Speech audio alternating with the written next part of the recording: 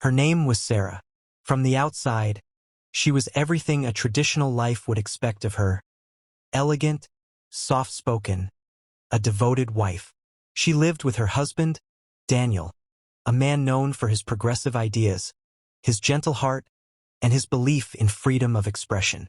To anyone who saw them from afar, they were the picture of harmony. Yet inside her soul, Sarah carried a storm no one could see.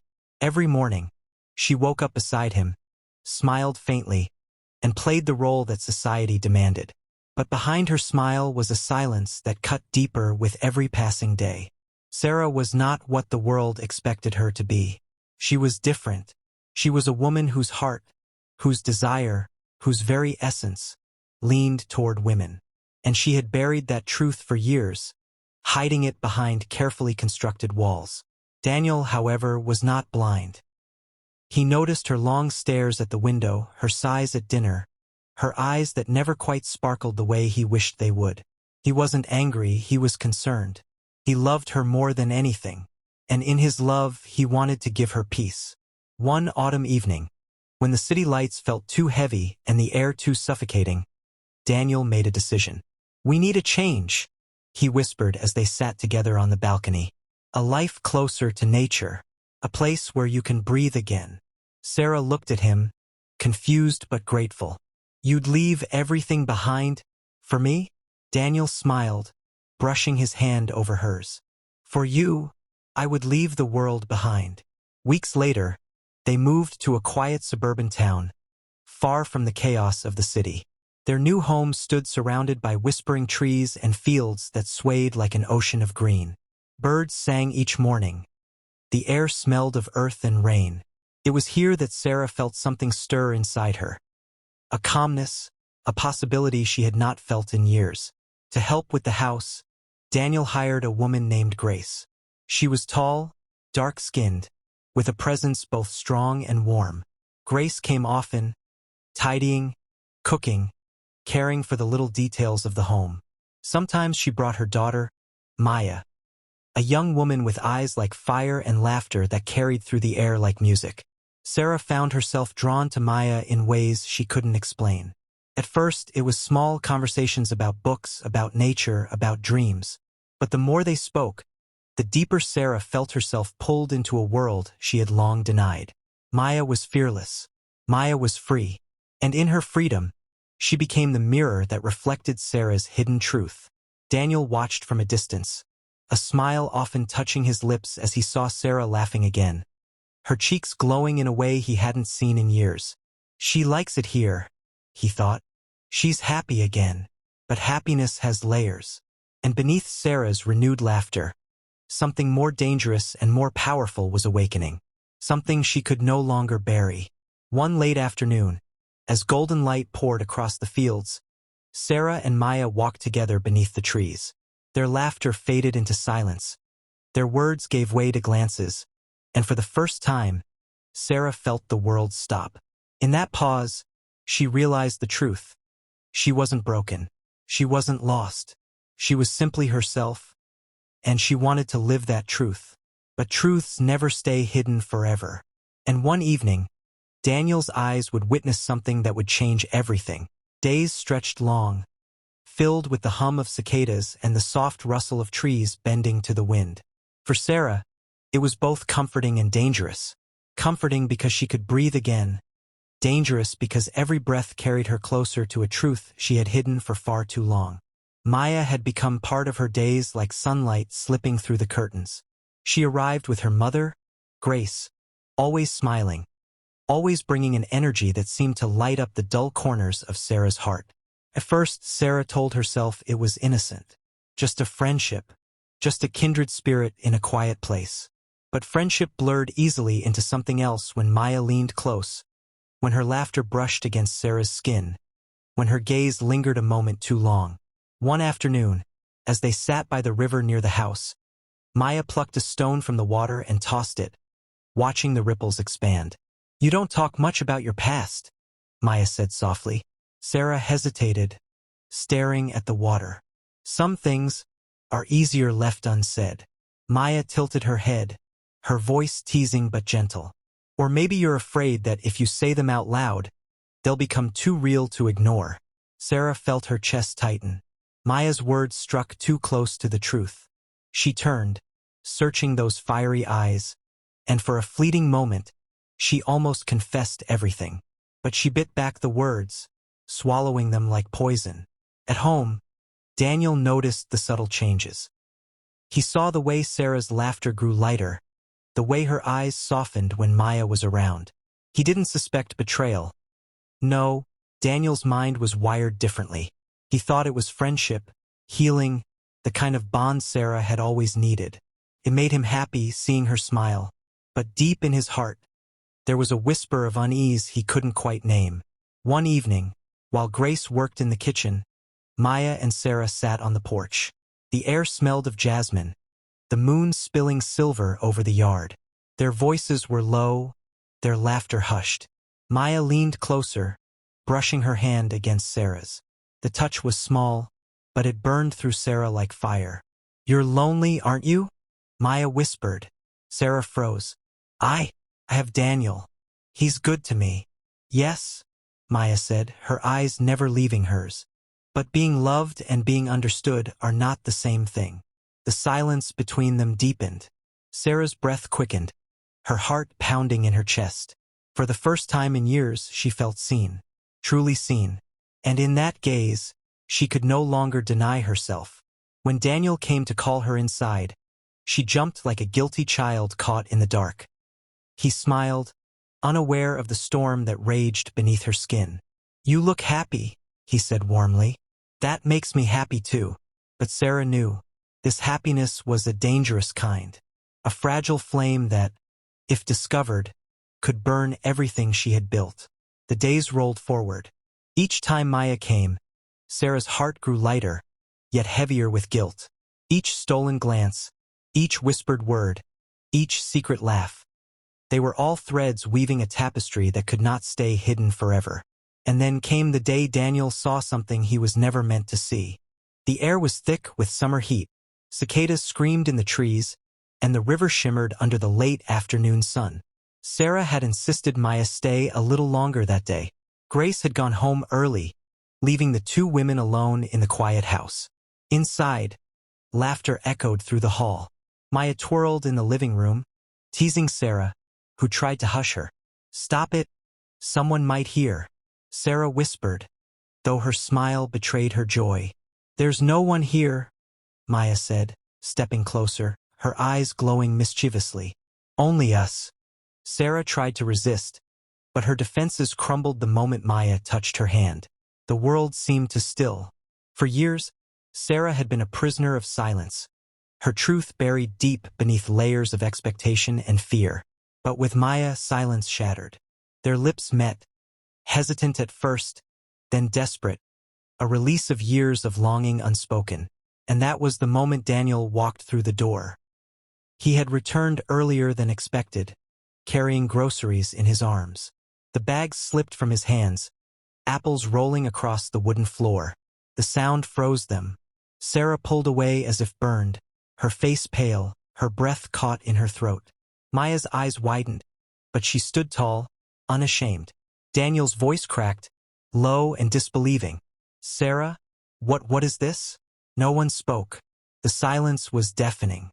Sarah's chest rose and fell rapidly, her voice failing her. "It's not," she stammered, but the lie died on her lips. Daniel's hands trembled. His eyes searched Sarah's face, desperate for an explanation that could undo what he had seen. But the truth was written in the redness of her cheeks, the trembling of her lips, the way her body leaned instinctively toward Maya even in fear. "You," Daniel whispered. All this time, Sarah tried to reach for him, but he stepped back, as though her touch would scorch him. His breath was heavy, ragged, his world unraveling in an instant. "I thought this place was making you happy," he said, his voice breaking. "I thought she was just your friend. I did this for you, Sarah. I wanted you to be free." Tears welled in Sarah's eyes. "You don't understand." "No." His voice rose, sharp, raw. "Then make me understand. Tell me what this is, who you are." what we've been living all these years. Maya's presence was like a flame in the corner of the room, unyielding, unapologetic. She finally spoke, her voice steady. She is not broken. She is not betraying you. She is only, finally being herself. Daniel's eyes snapped to Maya, fury and pain colliding. And you, what gives you the right to walk into my home, my marriage, and tear it apart? Maya didn't flinch. The truth was already tearing it apart. I only gave it a voice. Sarah sobbed, caught between them, her heart splitting under the weight of it all. Please, please stop. Both of you. I never wanted to hurt anyone. I never wanted to live like this. Daniel's chest rose and fell. His fists clenched at his sides.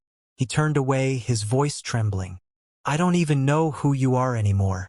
And with that, he left the room, the door slamming shut behind him. Sarah collapsed into Maya's arms, her tears hot against her skin. Yet even in her embrace, she felt the world crumbling, the fragile line between freedom and destruction snapping beneath her feet. That night, silence consumed the house. Daniel did not return to their bedroom. Sarah lay awake, staring into the darkness, the echoes of his voice ringing in her ears. The storm had broken, but it was only the beginning. The next morning was heavy with silence. The sun rose timidly, spilling pale light through the curtains, but the house felt colder than it ever had before. Sarah sat at the kitchen table, untouched coffee cooling beside her, hands trembling around the mug. Daniel entered without a word. His eyes were red, sleepless, his jaw set tight. He poured himself coffee, his every movement stiff, deliberate, as though his body was holding him together while his heart shattered inside. Finally, he spoke. How long? His voice was low, almost broken. Sarah's throat tightened. She opened her mouth, closed it again, then whispered, Since before us. Daniel froze, his hands still on the counter. Slowly he turned, eyes blazing. So I was never? You were, Sarah cut in desperately. You were my safety, my shelter, my best friend. I loved you, Daniel. I still do. Just not in the way you deserved. I tried. I tried so hard to be everything you needed. But inside, I was drowning. Her words cracked like glass. Daniel slammed the cup onto the counter, liquid spilling across the wood. Do you have any idea what it feels like, Sarah? To look at the person you've built your life with and realize you were living beside a ghost? That every smile, every touch, was a mask. Sarah's tears fell freely now. I wore the mask because I was afraid. Afraid of losing everything. Afraid of disappointing you. Afraid of being hated for who I am. Daniel's voice shook, louder now. And what about me? You say you were afraid. What about me living a lie without even knowing it? You stole my choice, Sarah. You stole my right to know the truth about my own life. Silence roared between them, broken only by Sarah's sobs. Then, unexpectedly, Daniel's voice softened, though the pain remained. Was it ever real? Any of it? Sarah looked up through tear-stained eyes, her voice barely a whisper. Yes, every laugh, every conversation, every moment we shared. Just because I couldn't love you the way you loved me doesn't mean I never loved you at all. Daniel's lips pressed together, his body trembling. He turned away, pacing, as though searching for an escape from a prison that had no doors. Maya appeared then, stepping quietly into the kitchen. She had heard enough. Her presence ignited tension immediately. Daniel's shoulders stiffened, his eyes narrowing. You shouldn't be here, he spat. Maya didn't move. She needs me. And I don't. Daniel snapped. His voice cracked. She was my wife, my life, my everything. And now you think you can just replace me? Maya's gaze was steady, unwavering. I'm not replacing you. I'm helping her live. Can't you see? She's been dying inside all these years. Daniel's hands clenched into fists. And what about me? Do I just disappear? Am I supposed to clap for this truth while my heart is ripped apart? No, Maya said softly. You're supposed to be the man you always claimed to be, the one who believed in freedom, in truth, in love without chains. Her words struck like lightning. Daniel faltered, his face twisting with anger, grief, denial. He wanted to fight, but deep down he knew she wasn't wrong. Sarah rose from her chair, her voice shaking but resolute. Daniel, listen to me. I don't want to hurt you. I don't want to destroy what we had. But I can't keep living a lie. And you can't keep loving someone who will never give you what you deserve. Her words lingered in the air, heavy, unshakable. Daniel's chest heaved. His eyes glistened. So what am I supposed to do? Just let you go. Sarah stepped closer, her trembling hand almost reaching for his. You're supposed to let me be who I am. And maybe, in time, find someone who can love you fully, the way you deserve. Please, don't make me your prison and don't stay in mine. For a long moment, Daniel stood frozen, staring at her. His breath shook, his face pale. Then, without another word, he stormed out of the house, the door slamming behind him so hard it rattled the walls. Sarah collapsed back into the chair, broken yet strangely lighter. Maya rushed to her, holding her close. But even in her embrace, Sarah's heart ached. This was not victory. This was survival. For days, Daniel stayed away. Sometimes he slept in the shed. Sometimes he vanished into the woods, returning with a face that grew thinner, eyes darker. The house had become a battlefield, even in silence. Until one night, he returned to the kitchen, sat across from Sarah, and for the first time, there was no rage in his eyes. Only exhaustion. I can't keep fighting you, he whispered. I don't even know what I'm fighting for anymore. Sarah's breath caught. She reached across the table, not to take his hand, but simply to bridge the gap. Then stop fighting. Maybe the bravest thing we can do is let each other go free. Daniel closed his eyes, and though no words followed, a single tear slid down his cheek. The days turned into weeks, and the house that once echoed with unspoken tension now carried a quieter, heavier silence. Daniel spoke little, but when he did, his words no longer carried the sting of rage. Instead, they trembled with the weight of surrender. One evening, the three of them, Daniel, Sarah, and Maya, found themselves in the living room together. The fire crackled in the hearth, shadows dancing across their faces. It was the first time they had all shared the same space without the air choking with hostility. Daniel stared into the flames, his voice low, almost as if speaking to himself. I always thought love meant possession, that if you were mine, then you had to love me the way I loved you. But now I see love doesn't work like that. Can't be forced. It can only be given freely or not at all. Sarah's eyes welled with tears. Daniel! He lifted his hand, stopping her. His gaze finally turned to her, softer than it had been in months. You don't owe me apologies anymore, and I don't owe you anger. Maybe what we had was different from what I thought it was. But it wasn't fake. It was real in its own way, and for that, I'll always be grateful. Sarah's lips trembled, her chest aching with the bittersweetness of his words. Thank you, she whispered. Maya watched quietly, her hand resting gently over Sarah's. For the first time, Daniel didn't flinch at the sight. He let out a slow breath, eyes lingering on their joined hands. I don't know what happens next, Daniel admitted.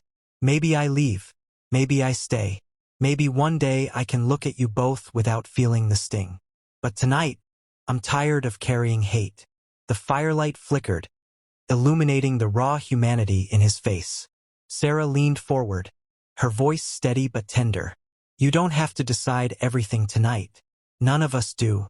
Maybe it's okay to just exist in the uncertainty, to let life tell us where to go.